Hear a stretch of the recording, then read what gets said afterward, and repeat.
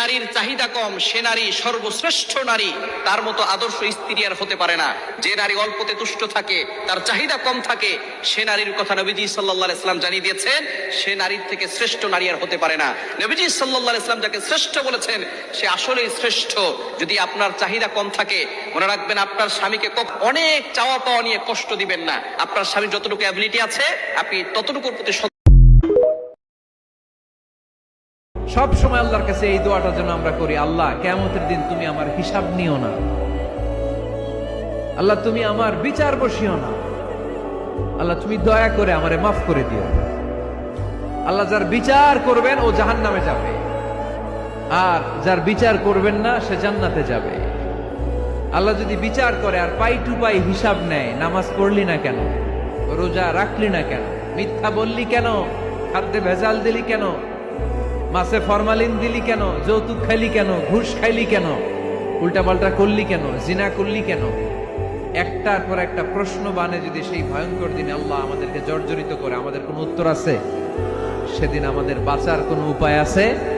তাই আমরা সবাই আল্লাহর কাছে দোয়া করবো, আল্লাহ কোনো বিচার টিচার মানি না, কোনো বিচার করতে পারবো না, দয়া করবা। কথা কয় না? কি করবে?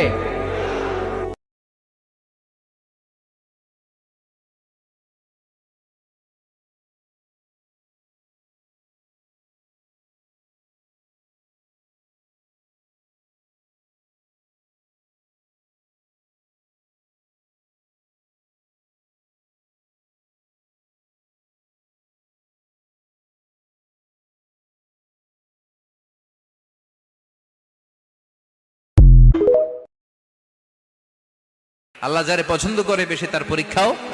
আসাদুন নাসি বালাআন আল আম্বিয়া। এই পৃথিবীতে আল্লাহ সবচেয়ে বেশি বালা মুসিবত দিয়ে পরীক্ষা করেছেন নবীদের, কারণ নবীরা আল্লাহর কাছে কম প্রিয় না বেশি প্রিয়। যেহেতু প্রিয় বেশি, পরীক্ষাও।